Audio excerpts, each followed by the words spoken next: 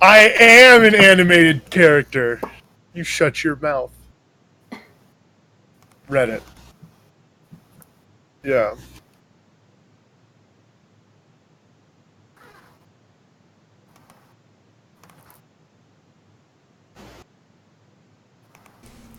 Now my mic is on. Now it's Please on. make sure your mic is on this time. Make sure you do it this week. So we don't get, what was it, like 10 minutes into the podcast? And I'm like, Oh, I think it was more than that. my mic It was just wasn't slightly on. a bit more. My bad. It's fine. It's cool. It's coolio. You're supposed to be the most professional out of all of us. I am. I don't know what you're talking about. I am the most professional one here. Hello. Hello, everyone. Welcome to the Pop Culture Podcast. We are back again for yet another week. And look, we have a special guest. Oh, wait, hold on. I forgot to update it. Oh, that's silly of me. Update the information, We're off please. to a good start. Emikaye. Forgot to update what? Emikaye. I forgot to update the Twitch information. Which, Oh, as you you did. know, is always the... Now I did.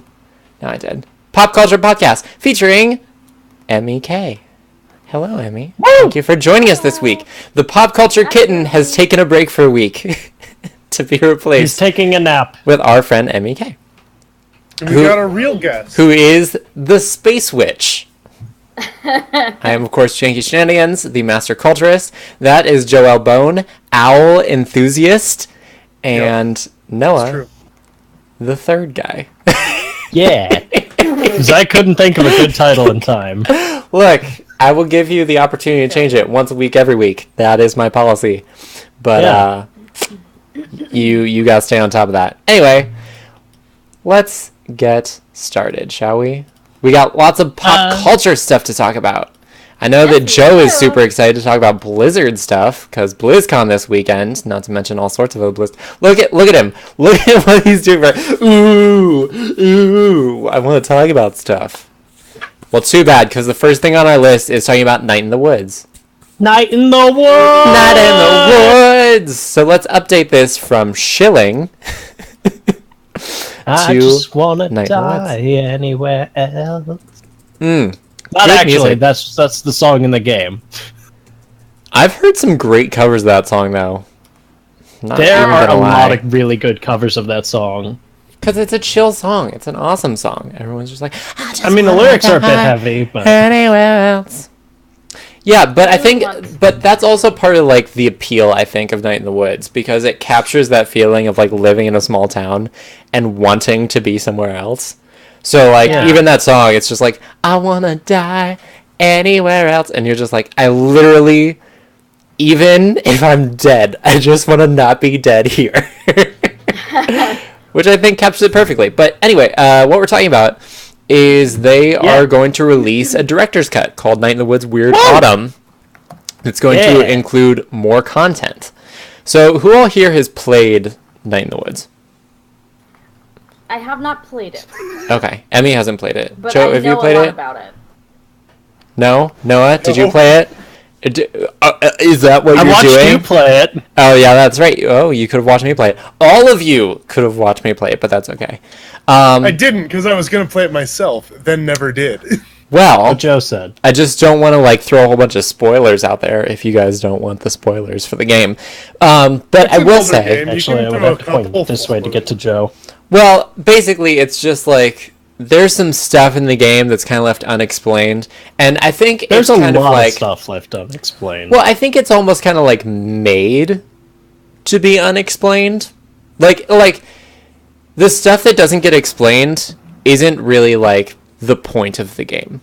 It is on the surface of it, but it's not really important to like the message of the game. But in the director's cut, what they're going for is being able to like explain that stuff that didn't make sense before.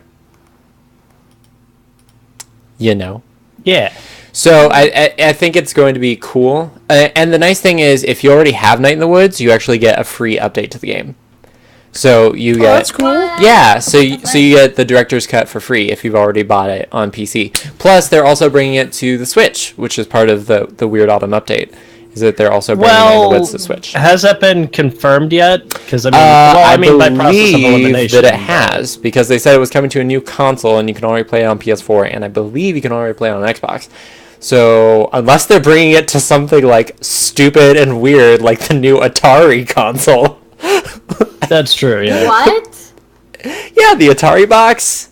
Are you not up to date on the Atari not. box? They're And bringing it Atari to box. Ouya. Yeah, Ooh, yeah. they're just like Apple Yo, TV. Atari. Apple TV. We're gonna make a new box because why not, right? And Sega it's Dreamcast, actually, guys. Bring it to Sega Dreamcast. that seems like just hipster enough for them to I was gonna actually do say, it for that if game. there's ever a game to just be ported to Sega Dreamcast, it would be nice. Because it's a hipster kind of game, so you got to have that hipster vibe. But yeah, it's super cool. I'm looking forward to it because I'm looking forward to more of that. I still you're a haven't hipster. played all of Demon Tower, which is the game in the game that you can play. I gotta get back to that, but the bosses are hard, guys. The bosses are basically Dark Souls. Ooh. But like, It's basically Crash Bandicoot, guys. It's basically Dark Souls, guys. It's basically Dark Souls. What were you gonna add, Noah? I was just gonna say that I was rewatching the trailer, and it looks like aside from just adding the other games, like the like demo mini episodes of Longest Night and Lost Consolation. Oh, which there's I gonna also be, played, and those are extra really mini awesome. games. Like they say, like more crimes, more mystery, and things like that. And it's, Yeah. new crimes. I actually I mean, anything that gives us more Greg content is just fantastic. I love that. I actually character. went back and forth between Greg and B. So there was like some Greg missions that I didn't play, and then some B You missions I didn't do didn't play. 'cause I anything hadn't- with Angus. I know I didn't do anything with Angus. Look, I never knew when to talk to him, and I didn't realize he was just like waiting in the video store for me to talk to him. So I'm sorry. Some say he's still there to this day. Some say say he's he's still still there. Oh. Well, to be fair, I think you have to play like a certain amount of Demon Tower too to talk to him. Like Probably. not for whenever you have to like go on the hike with him. I think you can just do that. But that's a cute Eevee. He won't talk to you unless you're a super high level at Demon Tower. Well, because remember Good that's scrub lord. at the beginning of the game. At the beginning of the game, that's like how you connect to each other. Because he's just like, "Did you ever play Demon Tower?" And you're like, oh, "I used to play tons of Demon Towers. Like, I can put it on your computer for free whenever I fix your computer." And you're like, "Yay!" Because your computer Yeah. pops up with a whole bunch of pop-up ads. Yeah, Wink, let's wink. just say Nudge, nudge. nudge, nudge.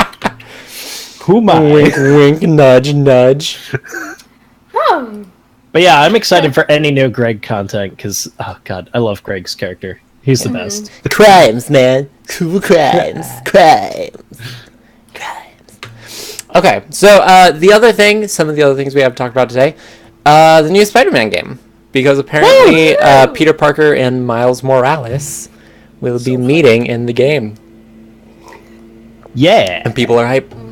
I'm super am jazzed. So hype. I cannot wait for this game. I was nervous about it at first, but then after like playing Sunset Overdrive with you two, and remembering who Insomniac is, it's like, oh god, this is going to be a great game if Insomniac's making it. I love Sunset yeah. Overdrive. Or and everything like that. It's just going to be perfect.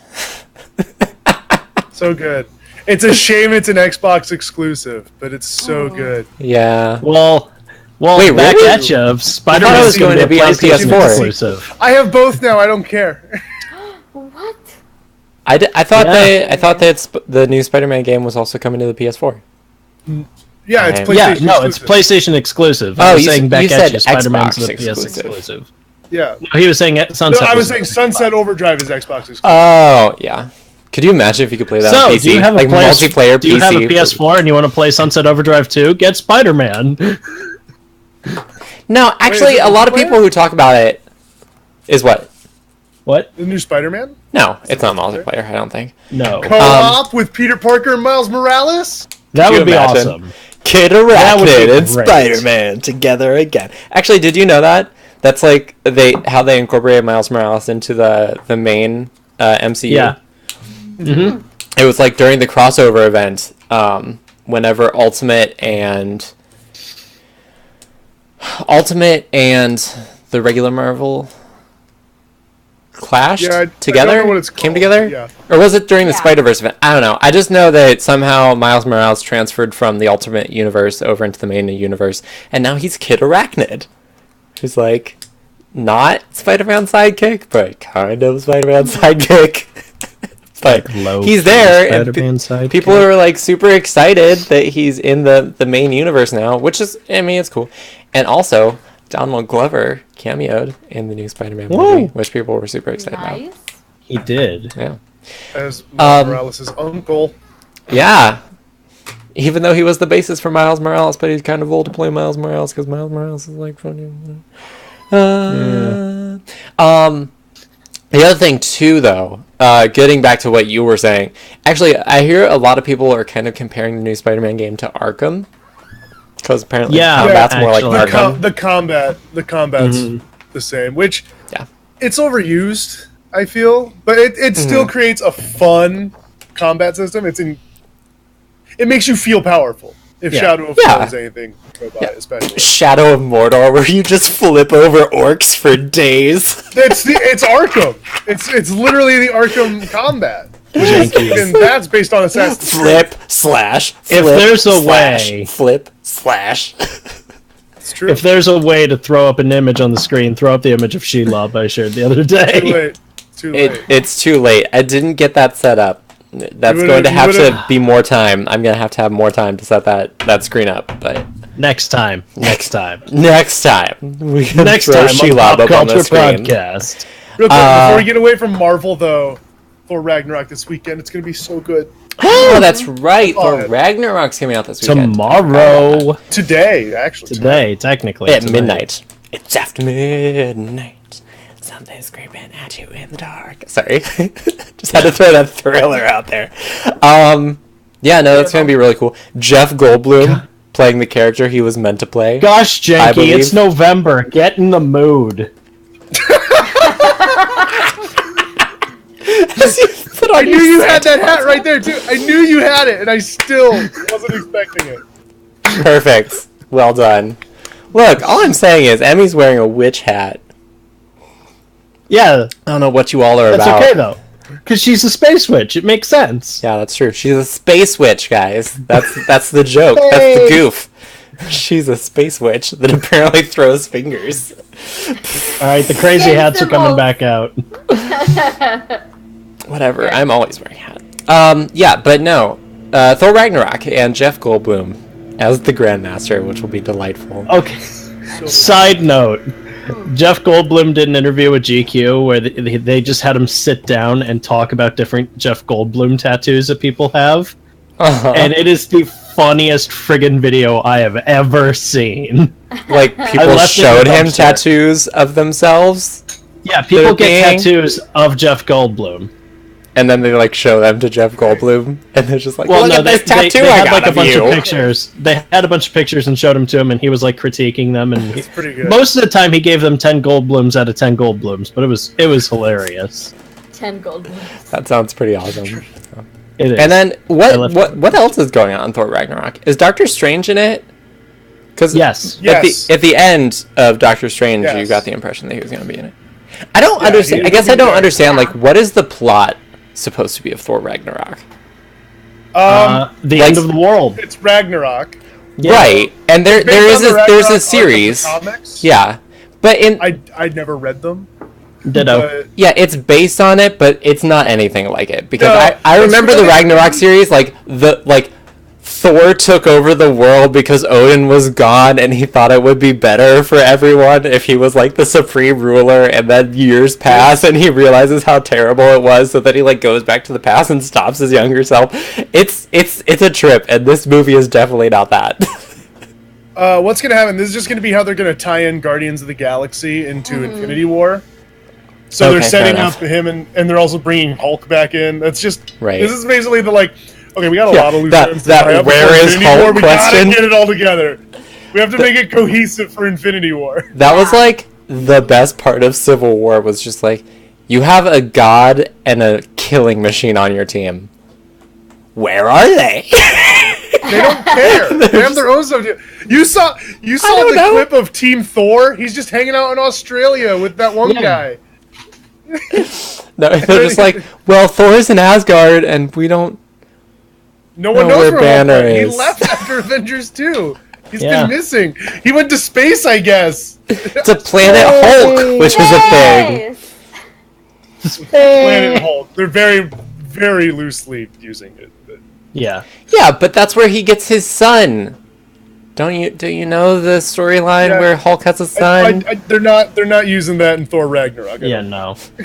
They should. No. These ideas are not coming to fruition. They should. These are the rabbit holes we go down.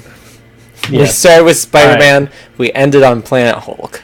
That's a good, good long time. It's a good place. The Marvel Universe is a very large place. It's true, it is. Real quick, but yeah, no, Spider-Man. One more thing, while we're still talking about Disney stuff and movies and things that are coming out soonish. So loosely tied, but all right. New Last Jedi trailer. Oh yeah, new Last Jedi When did trailer. that come out? It literally came out last night after you left. Yesterday. Oh, Yeah, like late last night. So basically, and I can break this down. Yeah, Noah, break it down. You're the one who watched it more than the rest of us. I am the trailer breakdown guy now. After my Kingdom Hearts thing. So anyways, it starts off with like a shot of the Millennium Falcon on Ahch-To, which is the Jedi homeworld, I guess, is what they're going for. Basically where Luke was left off. And then he goes on the Millennium Falcon, awesome shot. And then really nothing new for like a little bit. It shows Kylo Ren smashing his helmet in the elevator again. It shows Poe Dameron looking out of a spaceship, the new AT-ATs. Then there's like a full shot for like 3 seconds of Snoke's throne room.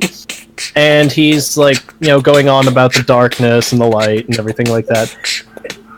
Then more Rey training.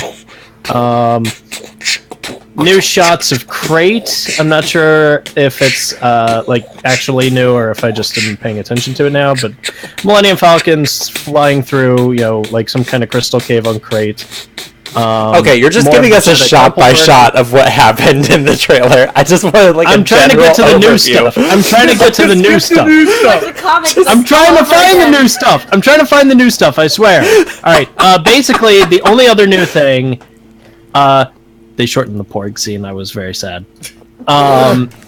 Okay, so the last shot, which is the new stuff, is Luke once again on the ground saying this is not going to go how you think it will. Then the final shot, which is new footage, is Rey looking very angry, raising her lightsaber, or Luke's lightsaber, in a very, I'm about to strike you down pose. And then it cuts away to the title. Strike him down. Okay, so nothing new. That's Nothing new. That's what we had to get to. Well, there was 2 new shots, Luke on the Millennium Falcon and a few others. And then Rey about to strike someone down, looking like it might be Luke. But anyways. So yeah, new trailer. Good. Nice. Cool. It's actually Han Solo again.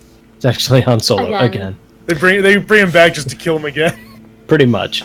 Yeah. But yeah, the new Spider-Man game looks sweet. So. Yeah. Yeah, that was the moral of the story. There were some other things that just weren't on our list that I thought we should cover, and that seemed like the best segue. Fair enough. And plus the new Jedi trailer, or the Last Jedi trailer was brand new, so... Yeah. We could also spend some time talking about how they decided to name the Han Solo movie Solo, a Star Wars story, but let's not. What else would you name it though, really? I don't know, but I mean, but that's it's like... I'm just saying the announcement was really dumb, because it was billed, as Untitled Han Solo Star Wars Story.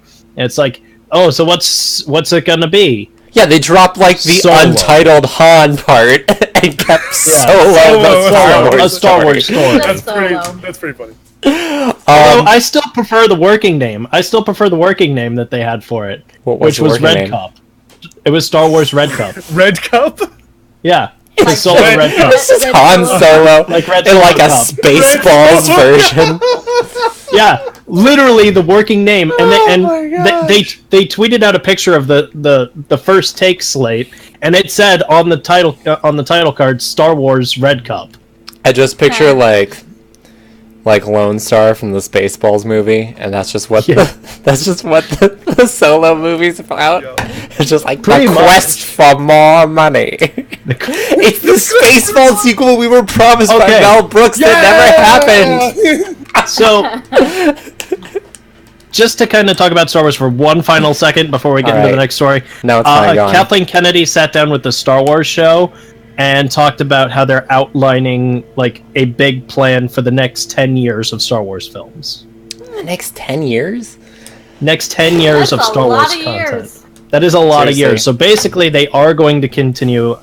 There wasn't anything like concrete that she talked they about, never- but she was talking about carrying on the story with Finn, Rey, Poe, BB-8. To be fair, Past though, I mean, the that's what OG a lot trilogy of, cast. like, big series are doing. Because, like, the MCU is planned out for, like, years Yeah, and phases. I And actually, DCU tries to do the same thing. Or has been Well, trying to do the same thing. Marvel recently came out and said that they don't have like a Phase 4. They're not calling it Phase 4. There isn't like a set Right. like. Well, that's because This eventually is the they're going start to of the run out of Phase is the comics, and then they're just going to be Yeah. like, what story do we do now? Even though it doesn't really matter, because it's not like any of the movies actually follow the plot lines of the comics. I think Joe Which is wants to true. say something. Only loosely. What were you They gonna hit- say, Joe? They'll hit a couple. What was I gonna say? I totally forgot. Was it about? Yeah. Phases? I don't want him to continue the story, like with these characters. I just want it to end with 9. Let's end the like Skywalker series. A trilogy. Well, that's of what they're trilogies. doing. Gotcha. Yeah, That's but what then they're like, doing. I don't know how. The Yeah, but Skywalker then, like- saga will end with 9. Right, but well, again, nothing's concrete. She said know. that we have this I'm- universe and we want to build it. I'm for the next 10 100% cool years. if they're just like, we're just gonna make a lot of like different Star Wars story movies, like Rogue One or Solo. I'm like, yeah, I want Right. that, but I don't want another trilogy. Obi-Wan, Thrawn! Yoda, Thrawn, the Sansa, movie! Jar Jar, Jar Jar. Jar Jar, a Star Wars story. No, it's just All of Binks. them. Perfect. Binks. Binks. Star Wars. Binks, story. Star like the Wars Fast and story Furious titles. about how after the Yeah, Senate no, cloud, no, he it's- became a sad cloud that everybody Yeah, hates. Misa in Deep Doo Doo, a Star Wars story. Oh my god. You guys all know that, right? What happened to Jar Jar Binks? Yeah, Yeah. we all know. Yeah, it fucking hurts. It's like, Why does it so hurt? sad. Nobody. Here's the thing. Nobody. This is the same thing that happened with Adric in Doctor Who. Nobody Yeah. liked his character, and then he was murdered on television, and people were like, "Oh, well, we didn't feel that badly about him." And Yeah, Jar Jar but Binks is the that's- same thing. He becomes a sad clown that everyone hates because he was responsible for the rise of the Empire, and now everyone's just like, "Oh, but we didn't hate him that much." Yes, you did. You complained about it for years. Yeah, but we didn't want our hate to become canon to a point where it, like, yeah. Well, it is now, so I hope you're happy with Yeah. yourself. Anyways. Misa think a Yes. Yusa put Jar Jar in this position, betcha, Uh, betcha. The Spider-Man game looks real good though. Yes, the Spider-Man, Spider-Man game looks real good though. Next article. Okay. Oh, yeah, so PUBG, a game that we all play and love. They are finally Yeah. adding the vaulting update. Woo! Yo! To the test Finally. servers. You can check it out. And you can Yeah. enjoy vaulting. This was actually interesting. I think I talked about this on Hanging with Jenki last week, actually. Because I was just saying, like, before I really started playing PUBG, because I played the beta, because I got a beta key for it, and I played some of the Right. beta. But I wasn't, like, a super huge fan of Battle Royale games at the time. Yeah. So I just was I just, like, played with friends, and I was like, all right, sure, PUBG, whatever. And whenever they first announced that they were going to do vaulting, and everyone's just like, vaulting changes everything. And I'm just like, what do you mean it would change everything? How much could jumping over a wall change the game? But it's true. Yeah. I mean, you could jump out windows. You can, like, make your way. It just gives you, like, a new way to get in and out of places that you didn't Pretty have much. before, that I think will definitely, like, change the way that people play things. Yeah. It's something that the game has needed ever since the start, because like Yeah. even now it's been, you know, a little bit painful, especially because like there are places in fences or stone walls where you can jump through, but you have to like run back, run forward, jump, and hope that you hit it like just and right. hope that you like trick the hitbox in such a way that you kind of slide through the gap. Yeah. Or at least can like double jump over the thing. And that's why that's definitely for me why I wanted the vaulting mechanic, because it's like it's such a pain in the butt, especially when you're coming under fire. It's like, oh shit, I'm trapped behind a fence, I can't jump. You know, no. Offense. Well, here's what I think will be interesting about the vaulting mechanic is that this is something that annoys a lot of people and something that I do frequently, which is I'll go into a house, close the doors, and then I'll position myself in a way where I can see both doors, and if someone comes in, they're screwed. Because I can just catch them. But with the vaulting mechanic, it's a legitimate strategy. Yeah, but with the vaulting mechanic, now you can get in through a window. I assume. Yeah. I guess I don't really know how the vaulting mechanic works yet, but I feel like you could probably break out a window from the outside and climb into the house that way, which means that it's going to be much harder, at least with like one-story buildings, to be able to camp like that. Maybe with 2 stories, it would be easier because you could still just wait at the top of the stairs. But jumping 2 stories. It won't be easier. It'll be better than it being in 1 story. Right. Real quick, just to kind of backtrack and tie in, when we were talking about Star Wars and game updates and beta. Oh, are you going to talk about Battlefront 2? I forgot to mention Star Wars Battlefront 2. Okay. Right there. Right there. Segue. So the loot boxes, which we talked about and bemoaned last week. Yes. They fixed it, to some extent anyway. Oh, yeah, it doesn't make sense. Well, they added a crafting system, because that's definitely what people wanted and asked for. It's an improvement. It's an improvement, though. You have to earn the stuff now. It's not just, I can buy loot boxes and get Darth Maul. Yeah. Star Wars, crafting. StarCraft? Can I go on? Sorry. Continue. Blizzard. Anyway, so the epic star cards, which were the highest tier of star cards, which would have like your fantastic heroes and stuff, they've been removed from the loot crates. You can't just get them from loot crates anymore. You can only get them through the crafting system, or you also got certain ones from the pre-order deluxe and starter packs. But even though those were just bonuses for buying those editions, that's fine. Yeah. Great. And you'll need to reach a certain rank to craft those higher rank star cards. You won't just be able to buy a bunch of loot boxes, break everything down into materials, and craft them. Right. So you're still, they're making it less pay to win, but still keeping the loot box mechanic, which is fine. Yeah. Everyone has them nowadays. I mean, at least it won't be the issue of like someone coming to the game day one and just like wrecking house because they bought loot boxes. I have the epic Darth Maul. Yeah. I got all these epics. I'm just gonna win. Death to everyone. That doesn't fix the issue of Darth Maul's still just gonna destroy everybody and no one's gonna have fun. Oh, absolutely. When Darth Maul's out there, but not everyone's gonna be getting the Darth Maul card all the time now. Right. But they definitely need to fix that too. That whole like, you stay as a hero until you die. Give it enough time, I'm hopeful that they will. But weapons you'll have to unlock now. You aren't just going to be able to like get Han Solo's pistol and stuff all the time. And you'll have to like actually do things to unlock it. Yeah. Same with class-specific gear. They just updated the loot box system to be a bit less terrible. Yeah. There. Yeah. So, PUBG, fun game. So Spider-Man, great game. PUBG. Spider-Man, great game. Spider-Man, great game. Yeah, but getting back to the PUBG thing, the other thing too is that they said that they were thinking that PUBG was going to release by the end of December. They wanted to get it out of early access, which frankly seems unlikely. Yeah. I mean, what's the difference though? They just say, "Oh, it's released now." Well, right, but I mean, like, there's still a lot of things how's the released version of the game going to differ from what we have now? Right. Well, that's the thing with like the vaulting And also, like, the other maps that they've been working on, those are supposed to be part of the full release. So, I mean, there are things that they, like, planned as part of their full release, but it's kind of hard to say, like, if those things will be done. That's like, what was the joke that I heard? I think it was TB. TB was just like, PUBG right now is really just a giant Unity asset flip. It's just like you collect stuff from loot boxes, you sell them on the Steam store. I mean, it's a fun game. But yeah, it is true that it has like a lot of like, I don't want to say rendering it. Well, sometimes it has rendering issues, but like compression issues. Like it doesn't run on a lot of computers.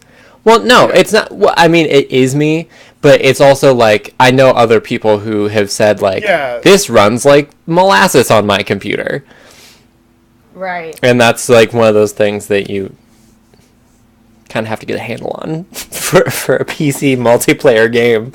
You don't want one person having like the crappiest experience of their lives while someone running on like Alienware 500 is just like, I can move at 60 FPS. So yeah, it's just finding that balance. It says that the Bluehole didn't say when the 1.0 would be out, but people are expecting it by the end of the year. It's expected by the end of the year, so we'll see. Yeah, we'll see how it goes. There was that one time when one of their new maps leaked, and it looked really cool. It was like a desert map. Did you guys see that? Yeah, the desert map. Yeah, and it had like a whole area called the Death Zone.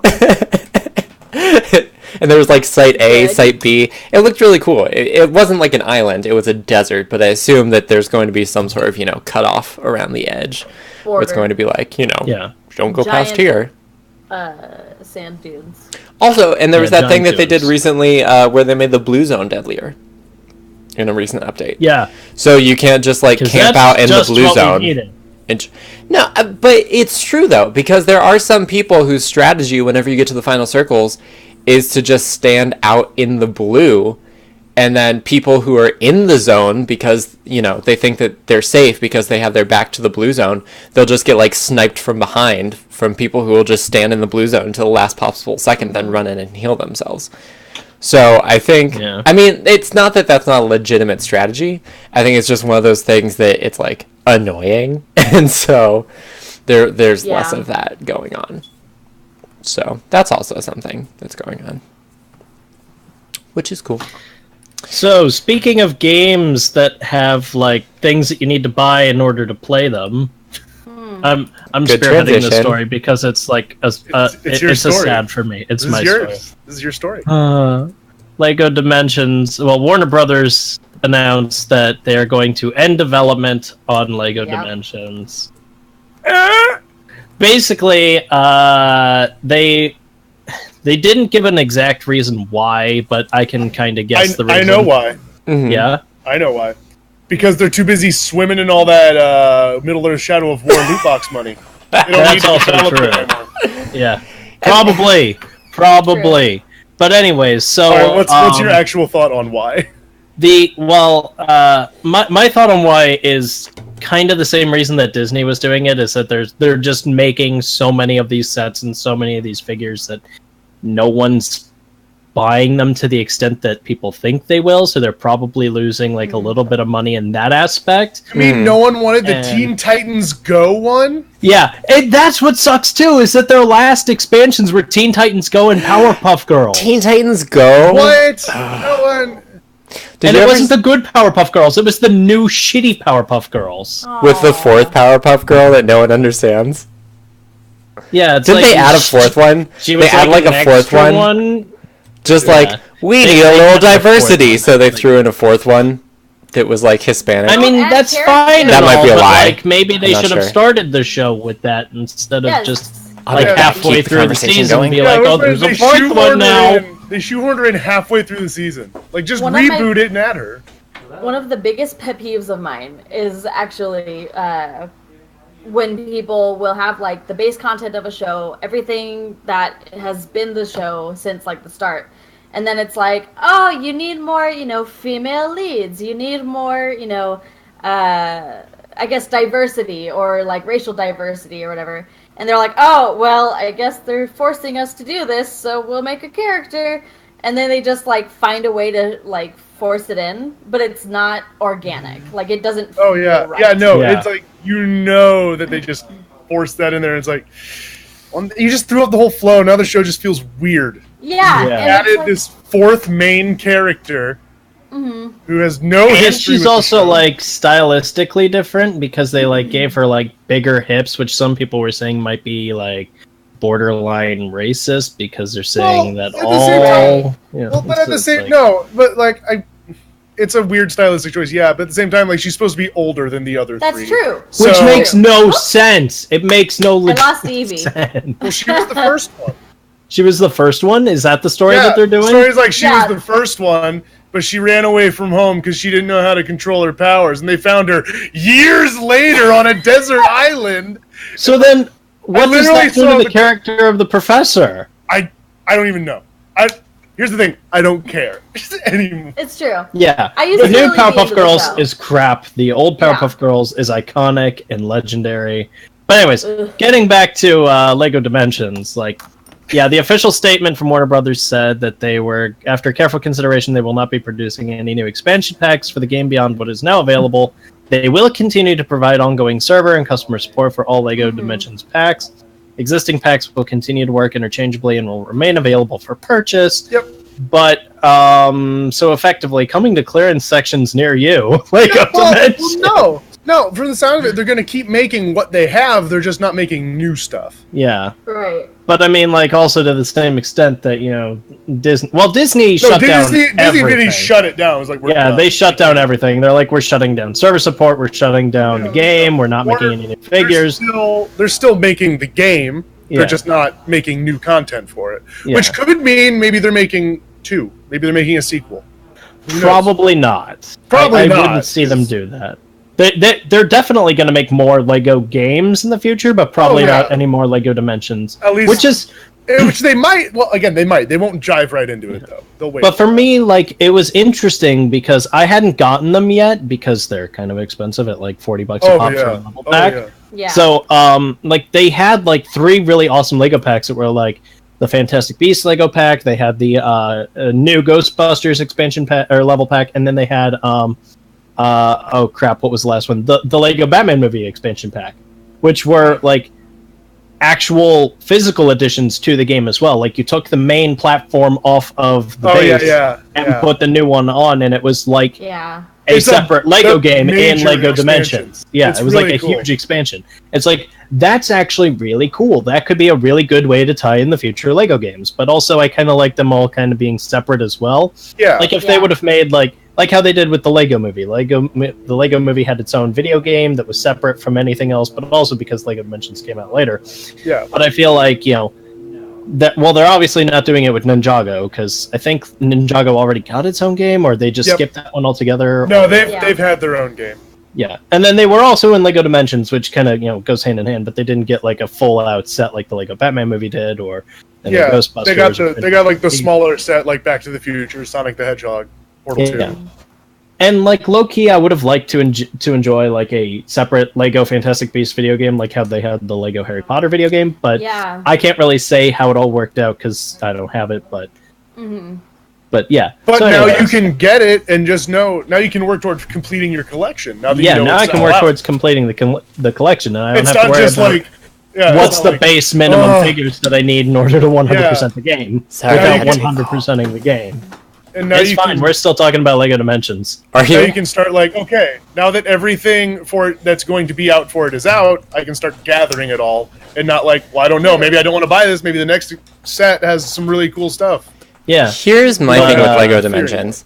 I love Legos. I think that they're great. I just think that it came out at a crappy time. I think a lot of people went in on the toys connected to Life. games thing. Yeah, the Toys to Life thing. Yeah. And honestly, out of all of them, I think that Lego probably did it best. Even better than Skylanders. Because you could play with the toys separate from the game, or you could play them in the game. Yeah. But I mean... Skylanders just got the advantage of being first. Right. Yeah. I mean, Which is why I there's think still, that's why Disney Infinity went under, is because it if Disney Infinity was first, I think that Disney Infinity would have stayed Oh, absolutely. because it's Disney. of course it would have stayed if they got there first, but they didn't. Yeah, they got sandwiched in between the first and the best, and they were like. I actually think that. I mean, they still had a really good quality. What kept them alive though was being Disney. Yeah, and like, and especially when it's like, okay, we're in Series 2 where we're adding. What was Series 2 was Marvel superheroes. Series 2 was Marvel. Also, Jack Sparrow was in it. Yeah, and then they added Series 3, which was Star Wars, which was awesome. Wars. And then it's like, okay, well, what do we do after that? We can't really add anything else because we've kind of, blew our load. So also, I think Nintendo probably does it best. Skylanders is still kicking our butt, and Lego Dimensions is real good. Yeah. We're just gonna shut down Disney Interactive, which sucks because the figurines for Disney Infinity, I would say between Skylanders and Lego's Lego. Lego is awesome. Lego's Lego. Mm-hmm. But between like Skylanders and like Amiibos and like everything, they still make for great statues. They still make for great little figurine. Well, honestly, I do think though that Nintendo does it best. Yeah. And the reason that I say that is because you never need the Amiibos to play the games. But they're cool collectibles, and you can unlock things in the game if you want to. So it's like they're not necessary to play the game like they were with other Toy to Life games. But like, if you're a collector, you could be like, I'm gonna collect some. Oh my god! My gigantic drawer of Lego Dimensions, or not Lego Dimensions, Disney Infinity. Yeah. I mean, and here's the other thing too. Like this is just the general thing with Lego, though. My second drawer of Disney Infinity. The only thing that really... That's a nice Shovel Knight. The only thing that really makes me sad about Lego in general, and this kind of, like, shies away from Dimensions, but I just don't like that everything has to come in sets now.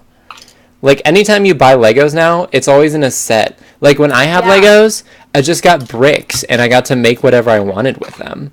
But now it's like everything comes in a set. I don't know. Most of the Legos I ever got were just like the Lego Star Wars sets. Okay. Well, I just had like I built one of my favorite things. I still have it somewhere. I don't know. I don't think I ever took it apart. But it was like a plain submarine car. Yeah. that I made out of Legos. It was super cool. And I'm just like, yes, I created these. And it was just fun. It was fun to create things with Legos. Oh, yeah. And now everything's like, follow this 115-step instruction manual to assemble your pirate ship. But then at the end, you can just pick up that pirate ship, drop it, and build whatever you want. That's true. Pieces. But I couldn't do that. I remember one time I helped my nephew put together like a pirate set. And at the end of it, I was just like, please, to God, don't tear this apart. It took me like 2 hours to build it. I really don't want you to tear this apart. I think you can still buy like just specific Lego pieces, but I think you have to like special order them from Lego. If you go to like a Lego store, they usually have walls entire wall where you can just scoop out like the ones you want, and they're like specialty pieces, or like if you want a specific color or a specific type of block, you can just scoop them out. You can do that. But, I mean, you'd have to go to a Lego store to do that. Yeah. I still have to say the best set that they've made thus far, the one and only Doctor Who set. That's awesome. That looks pretty cool. That's pretty cool. I love it so much. That's pretty great. That's good stuff. Oh, Lego Dimensions. Lego Dimensions was fun. Now that they had a Doctor Who level. It was the greatest thing. And he was also like pretty integral to the plot of the game. Yeah. And it was great because they were just like, we know the Doctor. It's like, the Doctor exterminate. It's like, we're really more of acquaintances. It was great. I loved it. But no, like, the other best part about the Doctor being in Lego Dimensions was they actually got Peter Capaldi to record voice lines for it. Yeah. And whenever you were playing, like, free play with the Doctor, and he regenerated, or when he died, he would regenerate into the older figures, and they just had, like, the archive audio for that. But also when you died and regenerated, your TARDIS would also change to the appropriate TARDIS, which was the best friggin' thing ever.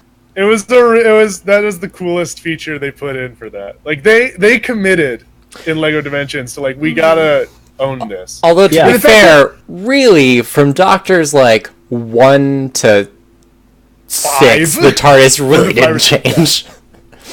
Like, it changed a little, like, little things.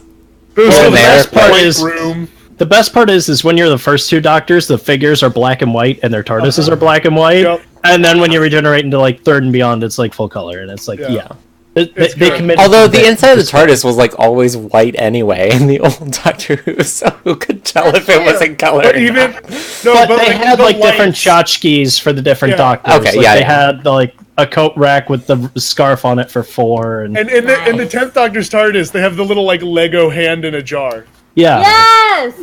Literally, my favorite part of the 50th anniversary was when they're like, the little round things. Oh, I love the little round things. What were the little round things? I don't know. They were great.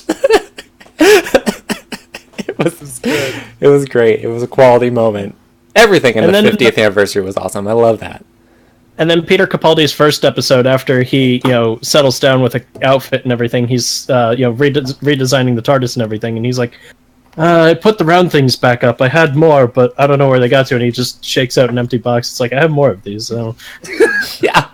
They were just these like big round things on the wall he just had in a box somewhere. I love the idea that instead of, like, every other Doctor where the TARDIS just like changes to the next room, he actually took the time to redecorate everything. It's like, I'm gonna knock down this wall, put up a new coat of paint, put these bookshelves here, hang up some round things. Why not, right? Get a chalkboard. Guitar. He had like 3 chalkboards and like so 10 bookcases, and it was just like, that's the TARDIS I would want if I were the Doctor. Just like absolutely a reading room that's just like a mess, but like an organized mess. Perfect. I love it. That was like the homiest TARDIS, second only to the 7th Doctor's from the movie. Oh, where it was like literally a house. Well, you mean the 8th Doctor's, technically. Well, no, it was the 7th Doctor's TARDIS. It just didn't change whenever it went to 8th Doctor. It just didn't change for 8.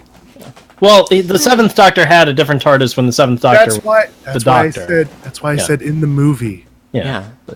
Anyway. Lego Dimensions. Yeah. Spider-Man, great game. Spider-Man, great game.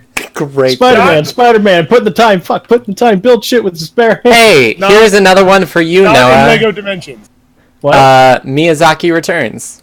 Woo! Miyazaki! He returns. Yes, Miyazaki returns. But anime was a mistake. Let's let Emmy take the reins on this one. What? Oh, yeah. Okay. Well, Noah just got a story. Yeah, that's true. But yeah, I don't remember. Has the title been announced?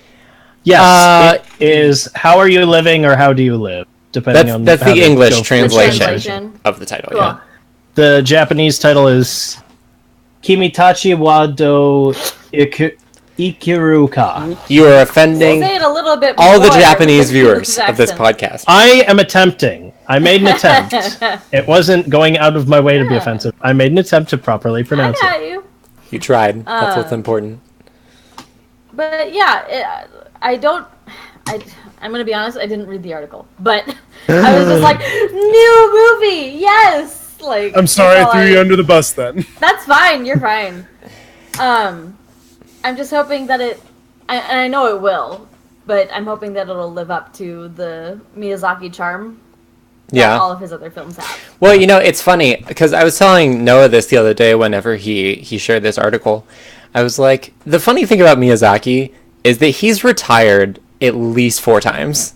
He retires from Studio Ghibli, then he's just like, oh wait, I just thought of another brilliant idea. More. And then he just comes back and makes a new movie, and then he's like, all right, now I'm done. And then he walks away. And then 2 years later, he's just like, guys, I was sitting in my garden, relaxing in retirement, and this idea just came to me, and I'm back to make another movie. So it's like, I don't think he ever really retires. I think he leaves on sabbatical to think of new movie ideas. Basically. Yeah.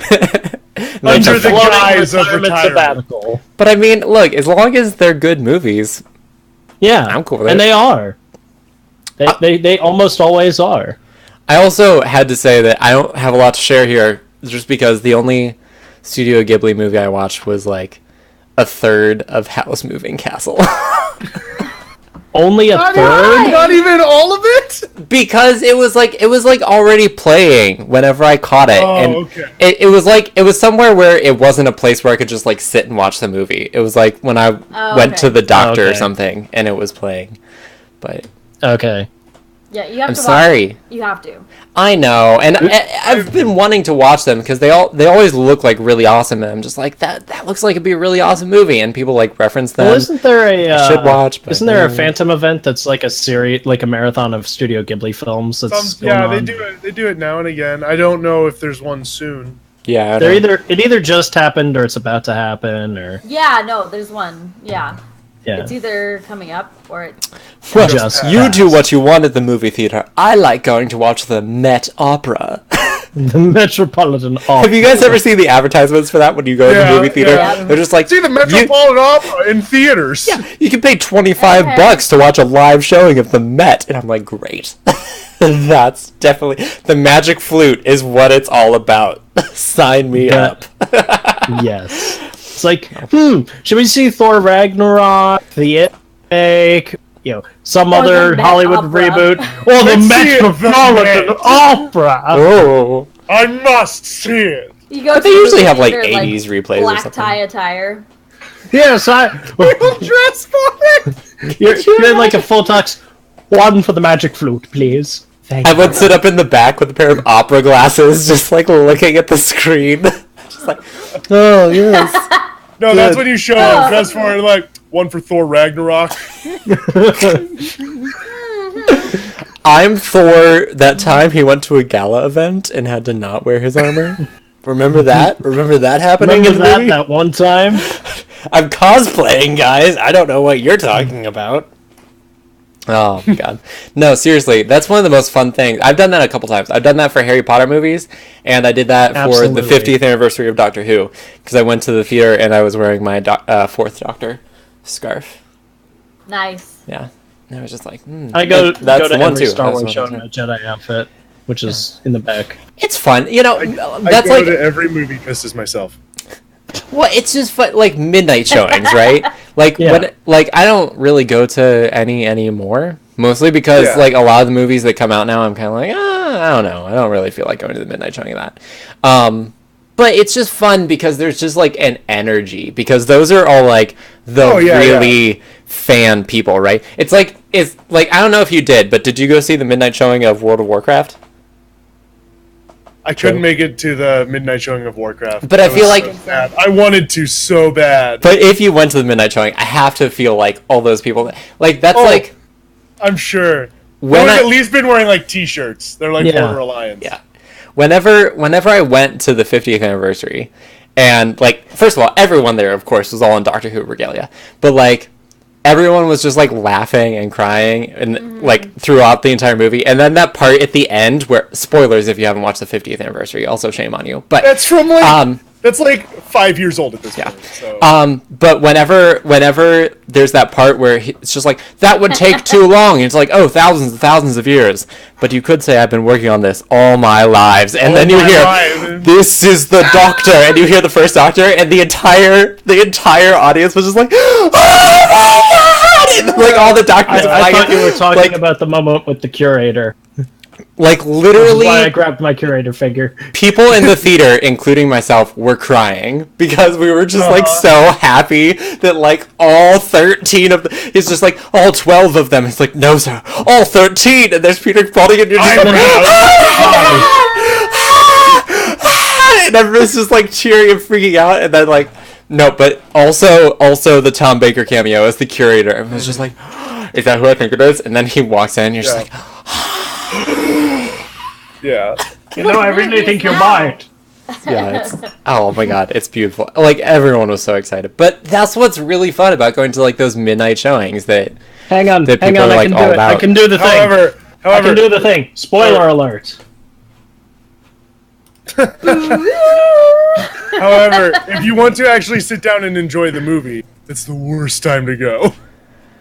I don't know, because I feel like I don't know. I'd say if you go to a midnight showing, you should also go a second time just so you can actually see the movie. Yeah, definitely, you should go a second time. But I think that midnight showings are a lot like live theater.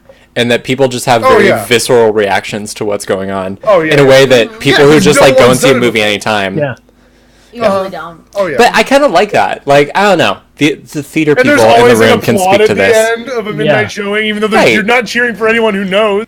Like, there's no reason to cheer. I'm cheering the screen. But I mean, cheering because I need to. That's both my favorite thing and the one thing I understand the least is like people are like, yeah, like who are you cheering for? There's no one hears this. You're just cheering to cheer because that's like there's the guy that I'm in the projection booth like, good job, me. Yeah, good job projecting the movie. No. Well, you laugh, but I remember one time I went to, I think it was the midnight showing of Harry Potter 4, and the projection did mess up. Oh yeah. And it ruined everyone's night. We had to like wait 30 minutes for them to get the projector working, and the worst thing, it was bad. The worst thing for me at a midnight showing was going to the midnight showing for Harry Potter and the Half-Blood Prince. That moment when everybody in the movie just raises their wands to, illuminate the sky to get rid of the dark mark and everything, and raises their wands in salute of like Dumbledore. Yeah. Everyone in the theater, you're sitting there and you're just seeing wands go up. Damn. I'll tell you what though, I remember when Order of the Phoenix came out, and I actually got to go see a 6 o'clock showing before the midnight showing, which was super cool. But it was like called it was called the preview showing, and so after the movie was over, I'm like, that's really cool. I can't wait to see the rest of it at midnight. And then the midnight showing came. I was like, oh my god, no, I saw the whole movie that first time. What? Because it just felt like whenever I watched the fifth movie, I was just like, they left so much out. It's just like there's like, and not just like anything like. The fifth movie for me was the turning point of like, okay, you guys are leaving out a lot of really important story points that are going to like matter later. Yeah. I'm just like, come on, guys. But oh well. Yeah, but no. Getting back to the midnight showing thing though, I think that it's a lot like, I don't know, I just like it because for Shakespearean just for like, okay, Shakespearean people here, which is Emmy. Hey. Barely. But I don't know if you guys ever like talked about this in theater, but like whenever Shakespeare used to put on plays, that like people in the audience would react like that.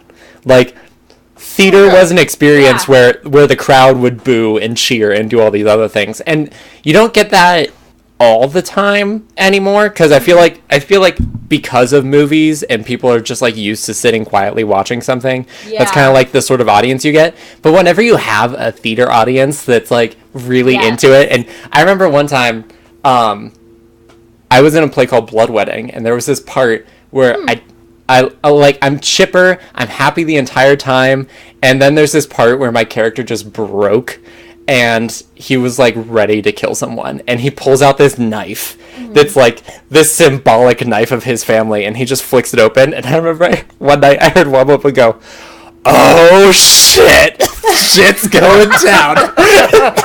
I was just like, that's the reaction I want. That's what I want to hear. Yes, shit is about to go down. People are going to die now.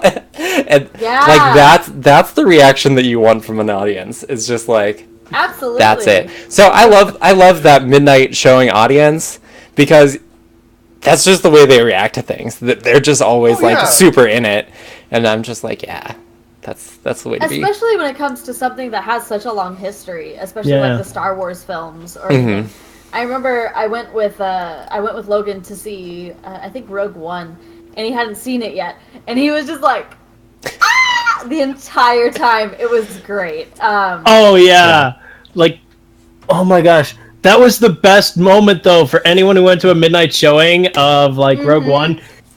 That scene at the end, if spoilers if you haven't seen it, the Darth Vader scene at the end. Again, oh my god, several years old. Oh my god, it's just like, yeah. And then to follow it up with the Princess Leia scene at the end, it was like, it also makes me laugh. One of those things. who was I talking about? I think it was Joe and Noah might have been here. Emmy, you might have been here. Whenever we talked about like how does it make sense for Princess Leia's ship to have been there? how it recontextualizes the intro of New Hope, like, and she's just like we're an ambassador mission of peace.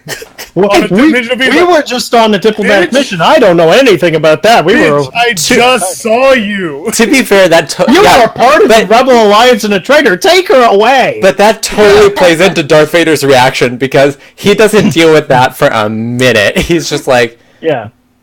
What are you even talking about? Of course you're not on at the same time, diplomatic mission. At the same time, before it was kind of a cool thing of just like, oh, how's he know? Oh, he's got like some kind of power or something. How's he know? And I was like, no, he literally just watched them. He just watched Princess Leia's ship. There's no mystery. Fly away from the place where they stored the plans to the Death Star. He literally, he's the cop who just got them speeding. He's like, you know how fast you're going? 35, officer. Like, you were going 73. I literally, like, here it is. I watched you do it. Oh my god. Literally. One thing about Rogue One, real quick, everybody was like 50-50 on it was a good thing that they didn't have a crawl. Why didn't they have a crawl? You know, I think the Star Wars. It is the crawl. Well, yeah. First of all, Rogue One is literally A New Hope's crawl. Yeah, Second it really is. I don't mind that if this is going to be the norm, that the Star Wars stories aren't going to have a crawl. Like if Han Solo doesn't have a crawl, great, that's fine. They've set a precedence. It's good. It is now part of the style. If there's no crawl in Red Cup, I won't be sad. If there's no crawl in Red Cup. Wait, hon. Could you imagine? Sorry, I'm just picturing this scenario in which Rogue One, the entire film is just put on like a perspective, and then plays as a crawl. Just like a sped up crawl through the entire film. Oh my god, that'd be hilarious. Just the whole for the movie entire is just film describing what happens. It's just the script. But the comic, so all of the Star Wars comics. This is where I dive into some comic stuff. Basically, all of the Star Wars comics have like a crawl that tell you about what the hell's going on in this issue, in this series story arc.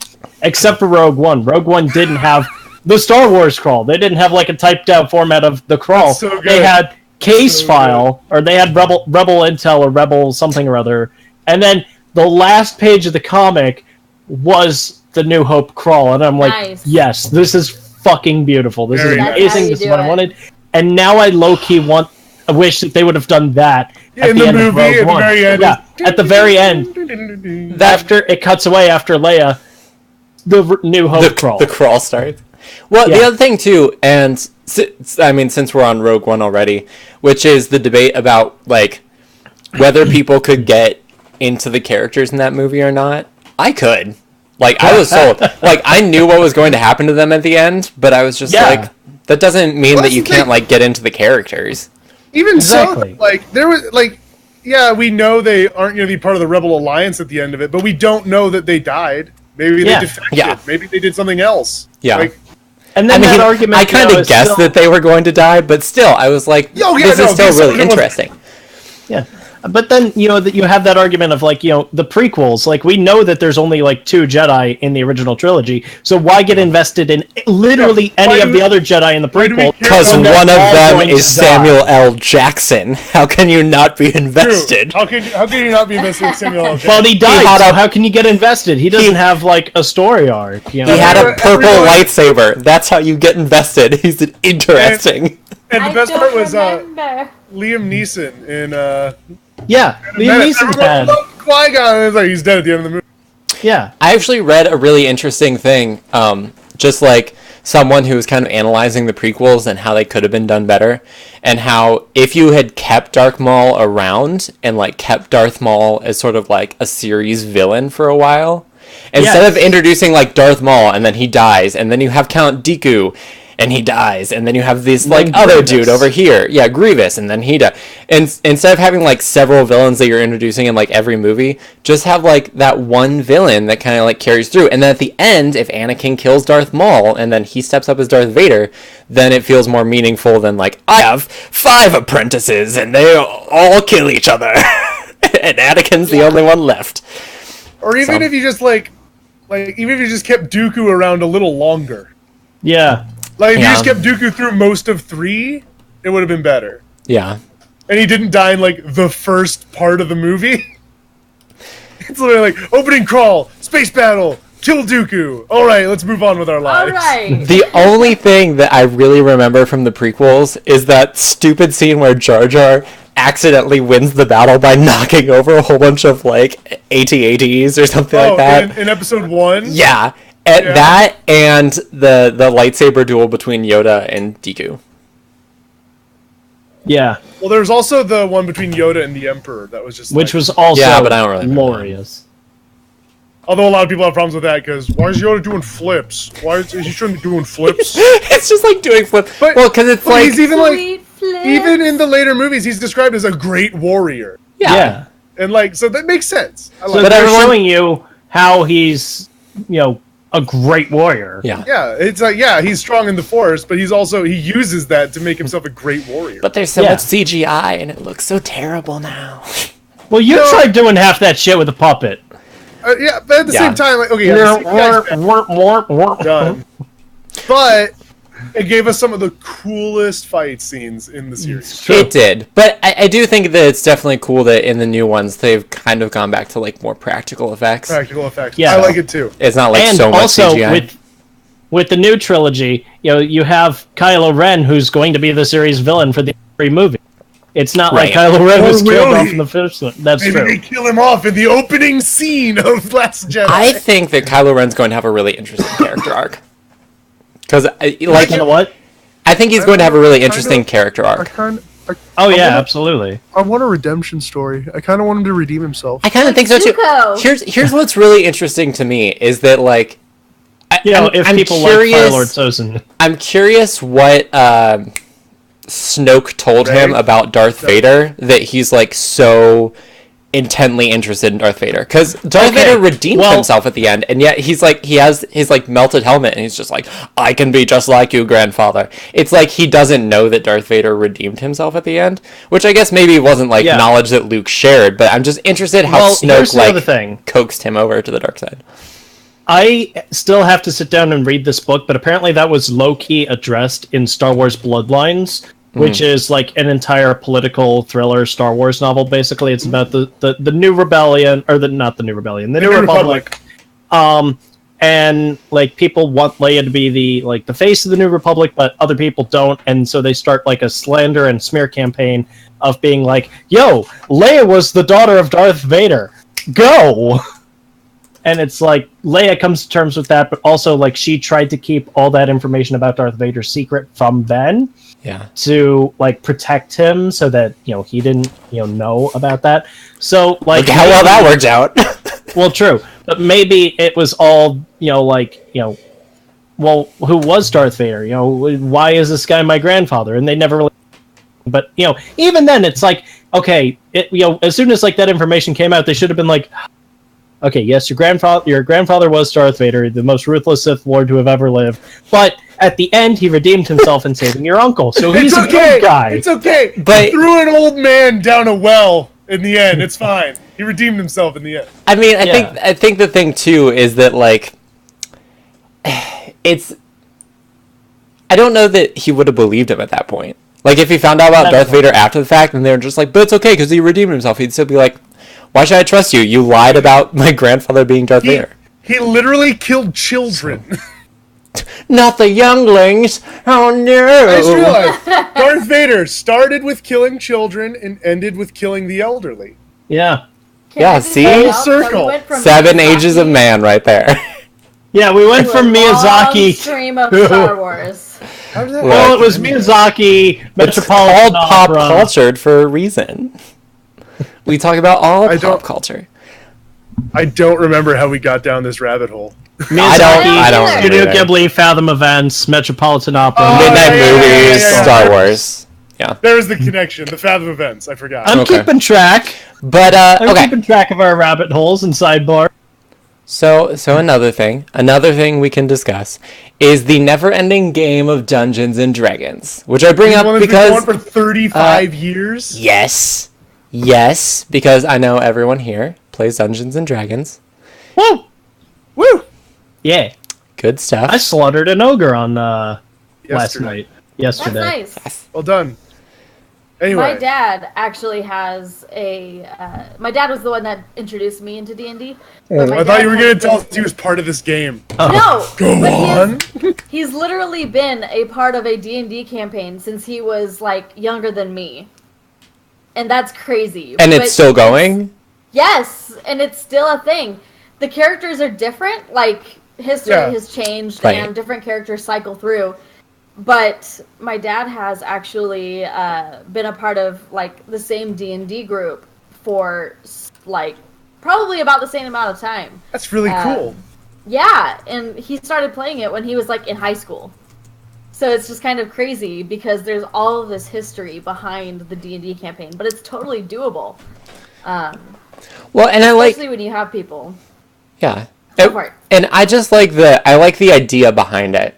Because, like, this whole article is just about, like, this was the way we kept our friend group together. Is that even if you can't make it, you can video call in. If you want to, like, take a plane and come, if we've, like, moved to different states, we still get together, like, once a month or whatever. I think that's a really cool idea. I do think it's a way to, like, you know, keep in touch with friends, because you have this like adventure that you're going on together, which is really fun, and you get to create these like ridiculous characters, and that's like the most fun thing for me is just like figuring out a character and then just playing up the most ridiculous aspects of that character, but in like a believable way. But as Joe can attest, I'm just saying you should share that. You're definitely sharing that bag of holding with the rest of the party, right? Yeah. I recently, in our campaign, I recently got a bag of holding because we helped out like a master elf wizard, and he was just like, "What can I possibly give you in return that could equal this?" I'm just like, "Do you have a bag of holding?" And he's just like, "Granted." Really? Oh, yeah. Sure. He never said next. You guys just assumed he was going to give you more than one thing, and you were kind enough to reply. No, because everyone else was just mad that all I asked for was a bag of holding. Go. That's how those kind of things go with that Wizard of Oz-esque ending. I just, because I got the bag of holding, then I was just like, is that seriously all you're going to ask for? Me. I'm like, look, I didn't need anything. I didn't need anything from this elf wizard, okay? He couldn't help me with my quest. Like, if you guys want to ask him for something, go on ahead. But all I wanted was a bag of holding. I did. Yeah. I'm very excited to see where the campaign continues. Ditto. It's also funny because I very rarely use cure wounds. That's like, I came into the campaign late last night. You probably healed more people last night. I took no damage because I was controlling your character for half of it. Yeah, I took literally no damage last night from anything. I came in halfway through because I kind of fell asleep, and then whenever I came in, Joe was just like, "You've used 2 of your 3 spell slots on cure wounds," and I'm like, "Look, I have spare the dying as a cantrip. Like I don't care if they get back up with health. Like, I'm just gonna spare them and let everyone else deal with the problem." In a fight against 2 ogres, I probably would have healed. Maybe you would heal the guy taking all the hits. Yeah, I would heal them probably once, and then if they went down again, I'm like, all right, spare the dying. Oh no, he never went down. He was at like 1 hit point though after getting hit hard. He was a barbarian. It was fine. Half damage doesn't stop it when you're at 1 hit. And Janky, you missed all the crazy acrobatic shit I was doing with half of them. Yeah, that actually in the base rules you should never be allowed to do. But I'm like, it's cool. I didn't give you any advantage for it. Just got to do it. Whatever. Anyway, still just rolled attacks. Yeah, but the stories you create with friends are just magical. Yeah. Dungeons and Dragons. Speaking of creating stories... Should we go on to the weirdest topic of the night then? Why does this exist? Well, that's what I was saying. Speaking of creating stories... The sequel to Nightmare Before Christmas manga? Is that what you mean? Yeah, Disney's creating stories all the time. Sometimes stories is Disney actually creating this manga? Yeah. Well, it's written by Tokyo Pop. Yeah, but Disney's licensed it. Tim Burton's licensed it. Okay, but as long as Disney isn't the one making manga, because I don't picture Disney as being capable of creating manga. No, No, yeah, Burton's approving the story for it, so he's Gotcha. A part of it. I mean, here's the thing. Like, like I don't think it's going to be bad. I think it's just like I don't know. Why? Why? It's one of those things. It's Like, kind of a why situation. I think it would be interesting if they explored like the other worlds, like the other holiday worlds, because there was actually a game that they made based on Nightmare Before Christmas where they went to the other holiday worlds, and I think that that's interesting because I would like to know like what's Easter world about, what's St. Patrick's Day world about, and you know they kind of bill Jack as like the face of Halloween, and just like Santa is the face of Christmas. Yeah. Of course, now if they made it, David S. Pumpkins would have to be absolutely the David S. Pumpkins of Halloween. David S. Pumpkins. That's what we really need. We Nightmare Before Christmas sequel with David S. Pumpkins. I'm sorry, but who are you? His own thing. And the skeletons? Part of it. Yeah, no. I But think it'd be really interesting to see where the characters came from. Yeah. Like seeing who they were before they were undead or part of Halloween Town. And that's like part of the question, right? Like, were they always part of Halloween Town, or like how did the holiday worlds get created? Like, is it were they always there, or was it like belief or celebration of a particular holiday like created the world? Like how like I'd be interested to know more about the world more than I would be interested in hearing another story about Jack Skellington. Like, I'd like to hear his origins or like his backstory, but I don't think I'd be like super interested in hearing a second story about Nightmare Before Christmas. That's just sort of my opinion. I was just confused because I was reading the article you shared from Nerdist, and they had a typo. What, in the it says article? like, a release in a color comic book that maintains the left-to-right format of manga titles. Think about that for a second, manga readers. Manga's right to left. Yeah. Yeah, they just typed it wrong because I found the original Entertainment Weekly article and it says right to left. Left to right. Oh, you mean like how I'm reading this article right now? Left to right? You mean like the normal way?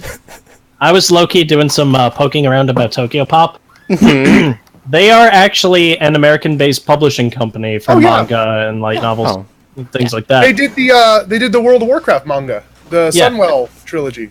So they deal with like a lot of big licenses, like Nickelodeon and Disney and everything. Just Disney's like their biggest one. They've done other Disney ones before, which I'm surprised that they didn't.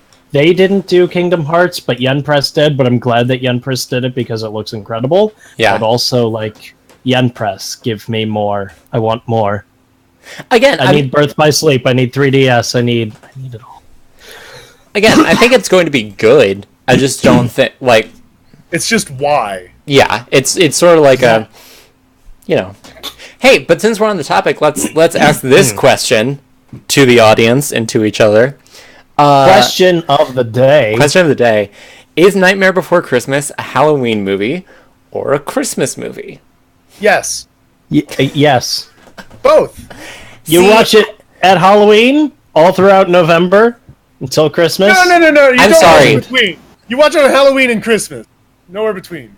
I don't think that it's a Christmas movie. I'm sorry. I think it's a Halloween movie. I do not think that Nightmare Before Christmas is actually a Here's the Christmas thing. movie. It's more a Halloween. The beginning is Halloween. The ending is Christmas. Everything else in between is literally November. It's a November movie. The majority of the film takes place in November. It is more of a Christmas movie than Die Hard is, but I still don't think it's a Christmas movie. Die Hard takes place on Christmas. Okay, but here's the thing. I can't. He's going out of his... Here's the thing. Halloween has concluded. Jack Skellington wants to do something else. He doesn't know what, but he wants to do something else. And then he finds Christmas. And then the entire rest of the movie is dedicated to doing Christmas. So a majority of the film is centered around Christmas while still being a Halloween stylized movie. This is not a debate we need to have. No, but it's a debate we're going to have. It's a good movie you can watch year round. Emmy, do you think Nightmare Before Christmas is a Halloween movie or a Christmas movie? I think it's right in between. Like, I honestly can't go. It's a November movie. It's the perfect Thanksgiving movie. Yes, because it's like, okay, Halloween is like kind of a thing, but now it's kind of over, like this. But it's a great it's the Christmas season. It's a great Day of the Dead movie. Have you ever seen like Thanksgiving specials? Like whenever they put Thanksgiving specials on TV, and you're just like, why did you make this? Lackluster holiday movies of all time. Yeah. But then there's the SNL Thanksgiving special, which always has that Adele sketch where it's like the family is fighting and then they put on Adele and they all like slowly turn into Adele from Hello. That is an amazing sketch. Bless. Yeah. Hashtag blessed. But no, look, someone brought this up. Who? Logan. Logan was just like, best Christmas, Die Hard Christmas. No. Yep. Die Hard is not a Christmas movie. Die Hard is a movie that happens at Christmas.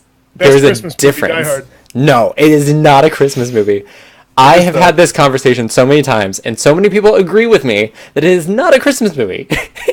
It is a movie. It's best Christmas movie. No, you can put Die Hard on literally any holiday for any holiday party. It could just as easily happen on New Year's, and it would not change the tone of that movie at all. If Christmas is not integral to the plot of that movie, which it is not, it is not a Christmas movie. Oh, yeah. Okay, but you're saying Nightmare isn't but Christmas is integral to the storyline. Okay, and that's fair. But I mean, the reason pick one, Janky. The reason you can't have it both ways. The reason I say it's a Halloween movie is because it takes place in Halloween Town. The characters are Halloween based. Like, their interest is in Christmas, but they're all a bunch of Halloweenies. Yeah, but Die Hard takes place at a Christmas party. Everyone's dressed for a Christmas party. It could be a Halloween party, and the movie would be the same. Oh, okay. Mary's pointing out best Christmas movie is Gremlins. No. Yep, you're right. Actually, no. Yeah, I changed my vote. It is Gremlins. I don't remember Gremlins. I just remember being scared. It's like fair. Isn't the gremlin like a Christmas present? Yeah. Is that what it is? Yep. Well, not the gremlin, the Mogwai. The Mogwai is. Don't feed it after midnight and don't get it wet. And what's this kid do? Feed it after midnight and get it wet. But that brings up the whole new topic of when is after midnight. When is it okay to feed the Mogwai? Like the dawn. Yeah, technically, if the Mogwai came from Japan with like everything else did in that movie. Yeah, well, not everything else, but like they go to like a Japanese like everything in that movie came from Japan. Everything in that movie came from Japan. No, they go to the Japanese bric-a-brac shop and then they get the Mogwai. So, is it midnight in Japan? Is it midnight here? Are the Mogwai trained for daylight savings time? Wait a minute. Daylight savings time. Wait, I got a question though. What if there were gremlins in Die Hard? No. Be the best Christmas movie ever. You know what? There are gremlins in an office building. It's called Gremlins 2, and it's a terrible movie. It is a very awful movie. Anyway. Shout out to that Key and Peele sketch about Gremlins 2. All right, come on. Too good. Let's bring it home. Let's talk about the biggest thing going on this weekend. Thor Ragnarok? BlizzCon! Joe, tell us about Blizzard expert. Hey, before we get into BlizzCon, though, we gotta get over my title and why I'm an owl enthusiast. Overwatch League, it's getting big. That's getting new stuff. What? That's part of BlizzCon. Go on. Not Overwatch League, that's Overwatch World Cup, which we'll get to that too. Since last week, a lot of teams have been named, including, but not limited to, hey, the last team actually just got announced during this podcast. Oh, what is the last team? Since last week, in order, we have the Seoul Dynasty, which was announced the day of the podcast. Mm-hmm. I saw it afterward. The New York Excelsior, the Houston Outlaws, the London Spitfire, the Philadelphia Fusion, the Florida Mayhem, and the Los Angeles Gladiators. I like that New York is called Excelsior. That's like the most Stan Lee thing. Ever upward. But they've all been announced. All 12 teams for the first season of Overwatch League are here. and I'm just so excited. So excited. Let me find the Overwatch World Cup real quick. I should have had this open. What's really cool is that they also announced all of the stuff. Oh, by the way, thank you, Attack of the Afro, for hosting. Also confirmed, absolutely confirmed, skins we've been seeing are team jerseys. Oh, that's cool. And they also put out that video last week after the podcast where Jeff Kaplan talked about all of the changes they're making to make Overwatch more watchable. Hey guys, it's Jeff Kaplan of the Overwatch team. Hi guys, it's Jeff from the Overwatch team. It's actually really cool too, because in addition to the team jerseys, which you just mentioned, which are the special skins for the teams, they also said that the firing from the different weapons is actually going to match the colors, so you can tell which team is firing and who they're firing at. Which is really cool. That is awesome. In a video released today, actually, where they're talking about, hey, we're making the esports more watchable. They're doing the same thing for Overwatch League, so each country is going to have its own jersey. Yeah. And no, they're not just using the skins from World Cup last year. We're not going to have the same America McCree. It's going to be a slightly different America McCree. Yeah, they're all going to have their own teams. And, like, for example, we saw, I think it was the French team, their Diva mech flew out and it exploded in white instead of the normal whatever color. So like the normal whatever color. It actually is like they changed everything. Also, teams in the Overwatch World Cup this year are China, France, Sweden, Australia, South Korea, Canada, the US, and the UK. Cool. Nice. That'll be cool. Good luck to everyone there. I'll be cheering on Team USA. I believe that actually already started too. I think they already started. Nope, tomorrow. Oh, tomorrow? Those are the final 8. They've been doing it all. Right. They've been running all the stuff. These are the final 8 who made it to BlizzCon. Cool. Who are going to have those team skins for this year. Now, I will say one of the weird things I find about team skin, like, it's cool in that it kind of reflects, like, what they do in normal sports, but they have a home skin and an away skin. So they actually have home skins that are darker colors and away skins that are lighter colors. Yeah, like football. Ooh. That's cool. I just find it... I guess I kind of find it strange that you just don't wear the same colors because it's not... Like, I get that it's sort of modeled on more traditional sports, but I also... It makes it easier to... What if 2 teams have the same color scheme? I guess, but is that the case? Do 2 teams have the same color scheme? Yeah, in Overwatch League, I think the New York Excelsior and... No one has, like, the same one, but there's a lot of similar ones. So, like... But what's the Los Angeles team going to do? They're both in LA. Well, they're both playing at Blizzard Arena. I assume. They'll both have they'll both have their own, like, separate, like, this is a home game for this team. This is a home game for this team. Okay, fair enough. They don't work the same way as everyone else. But, well, yeah, like the New York Excelsior and the Boston Uprising and the Dallas Fuel, all of their primary colors are blue. It's going to be hard to figure out who's who with that. Yeah, but no, I think it's really cool that they've, like, tried to make it more watchable, because that's like one of the big complaints that I hear from a lot of people is just like trying to watch Overwatch. I mean, it's true if you're in spectator mode in Overwatch, you're just like, what is going on? And actually, one of the other things that that Jeff mentioned is that they're actually going to have a thing. It's like an algorithm, smart camera. Yeah, that's going to follow the action. Right. It's going to try to find where the biggest action's going on, and it's going to, like, switch to that, or it's going to follow it, which is really cool. So it's never like you're watching a tracer run around behind things for like 5 minutes, and you're just like, what is this? I don't know if we'll be able to use this as any spectator, or if it's just for the casters and stuff, but they're also going to have the top-down view of the map. And with icons running around so you can see what's going on like that. Yeah, that's really cool. Yeah, so that's, like, they're just making it a lot easier to watch. Yeah. As for the rest of BlizzCon, I was looking at the schedule earlier. It looks like... Yeah, sure, we can make some predictions. Nothing will be going on with Diablo. I found 2 Diablo events. Neither of them are... Diablo Yeah, neither of them are what's coming up for Diablo. They're just like, Diablo! Necromancer character design. Yeah, it's like, this is how we made the Necromancer. Good night, Diablo. No one cares about you. Well, they're still going to have the regular updates. There's just nothing big coming from BlizzCon this year. Yeah. That doesn't mean they won't announce something at other cons. But Right. World of Warcraft, what's up next? That panel sounds like they have some really interesting things to announce. Yeah. Well, I mean, they always have their what's next panel. That doesn't mean it's going to be an expansion or it might be a major content patch because we don't know what comes after we went to Argus. Right. With this. So I imagine it's going to be an expansion because it's about time. Mm-hmm. Usually every other year they release an expansion, and at this point, Legion's over a year old. What do you think the expansion might be? What's your prediction for that? Like, what do you think they'll expand into? So many clues are pointing toward the old gods and the South Seas. Yeah. We're going to get a seafaring old god adventure. I feel it in my bones. Cthulhu's happening, everyone. Cthulhu's happening. Well, Cthulhu.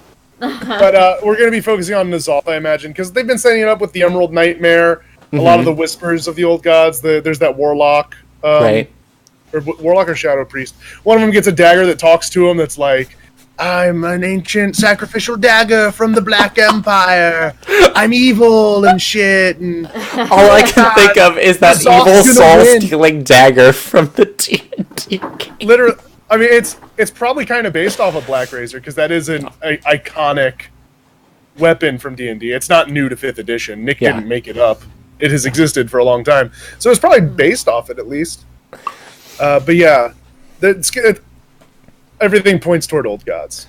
We're going to get a very Lovecraftian expansion. I think that's really cool though, especially with this whole thing with like Argus kind of ending with this battle against Sargeras. It's kind of like, okay, but now we have to combat the real threat, which is the old gods.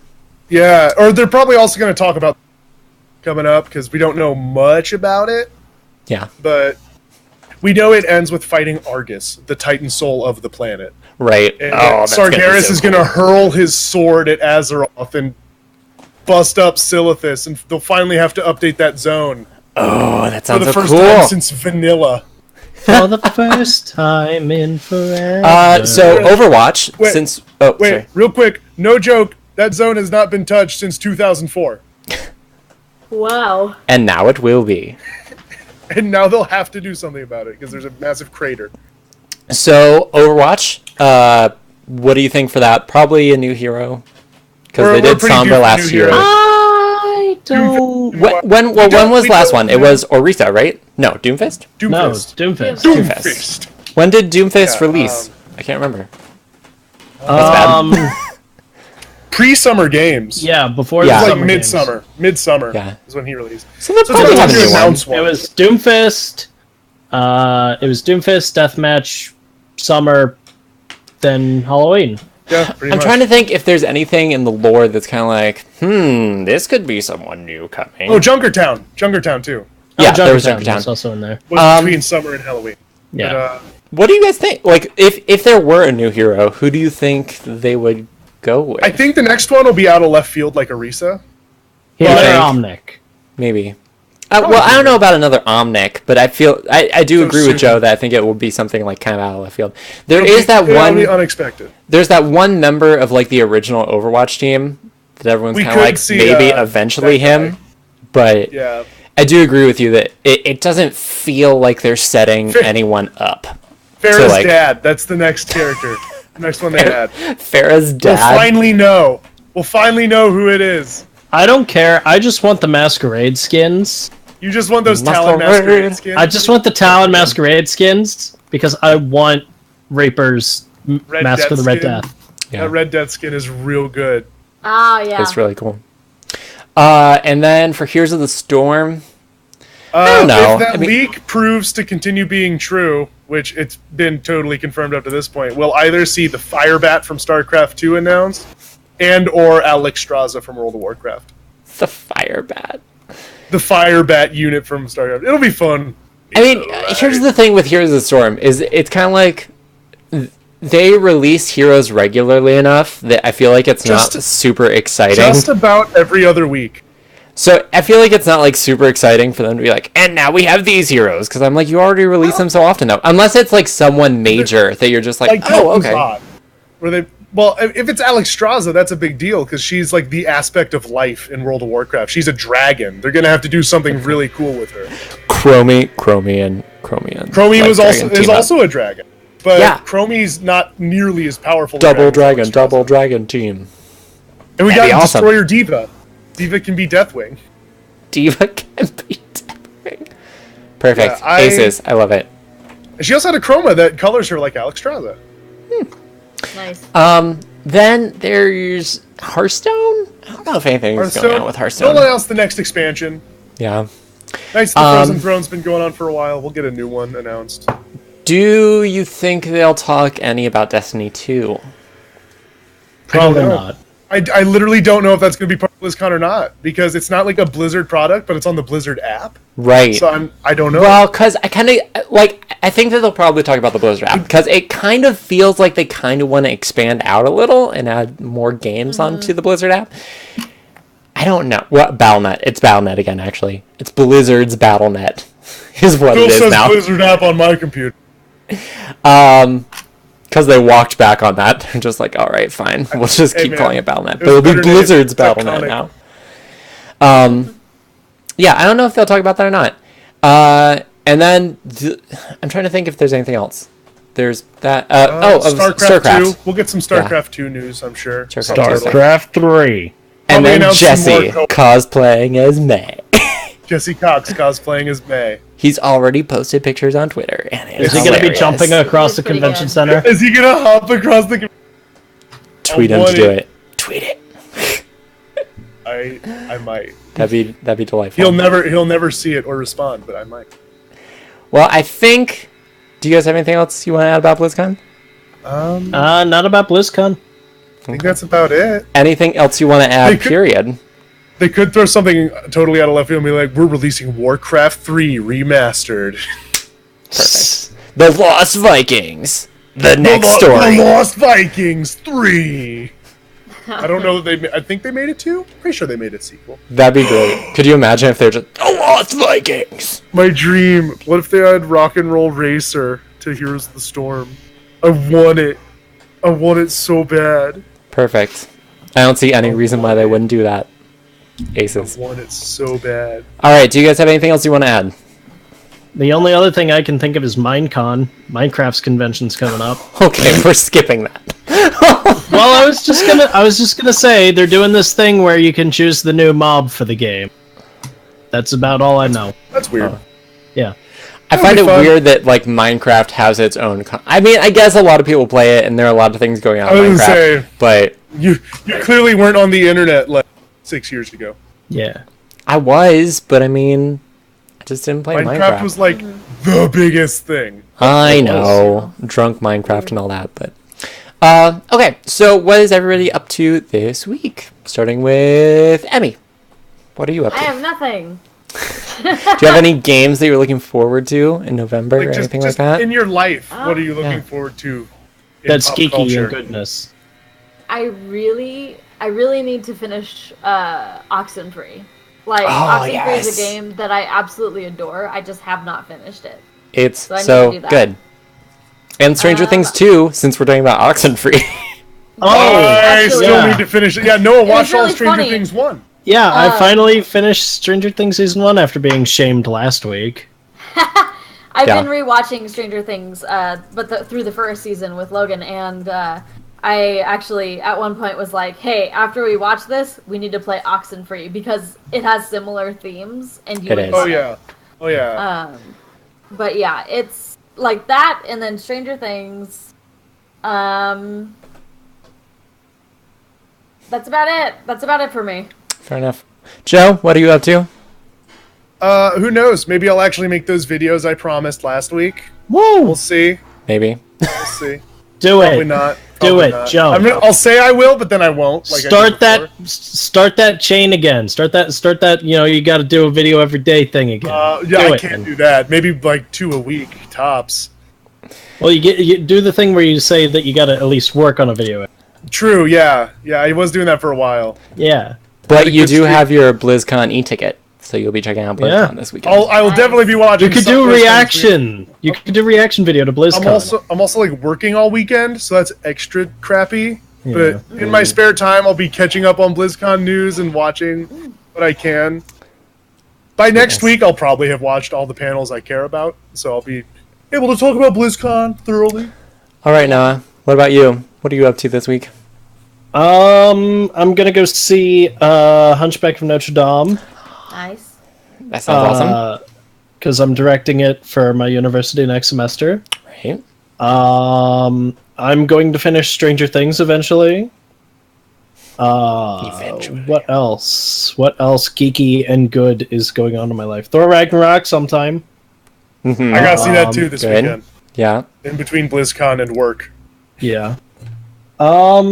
Really not else geekery going on. Just a lot of like planning and pre-production for Something for Every Nerd Star Wars December.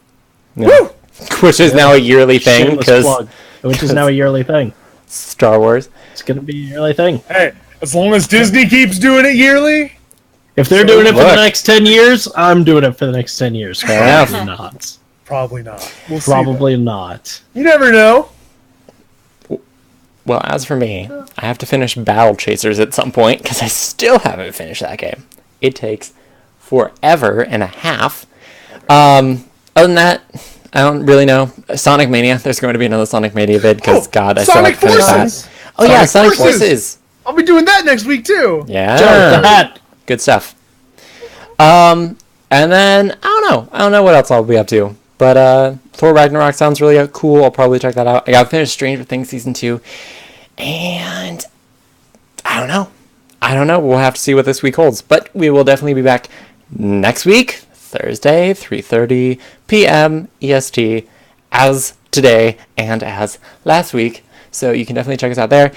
If you didn't catch all of what was going on with us this week, or you just missed it completely, you can definitely check this out over on YouTube. Perhaps you're watching it on YouTube right now, in which case, good for you. You can find me at youtube.com/JankyShenanigans. You can find Joe at youtube.com. Numbers. Look it up. Joe Albo. You can find Noah at Something for Every Nerd on Twitter. Well, yeah, on Twitter. With a link to his YouTube, youtube.com/a whole bunch of numbers. And, of course, Emmy, you can find at youtube.com/Emikaye. Get also, me and she's Joe on Twitch. Up to 100. Twitch.tv. Shh, I'm plugging Emmy now. Twitch.tv/Emikaye. And you can check her out. She does stuff on there sometimes. As for me, you can, of course, find me here or on YouTube, as I said, or on Twitter at JankShenanigans. And that's all the shilling that I have to do. So I hope you guys enjoyed this week's Pop Culture Podcast. If you did, enjoy, tell your friends, bring them, and then we'll talk about more stuff next week. They're going to dance party while I sign out. I hope you all have a lovely day, evening, or whatever you happen to be watching. Thank you so much for watching, and until next time, this is Janky, Joe, Noah, and Emmy signing out. Bye!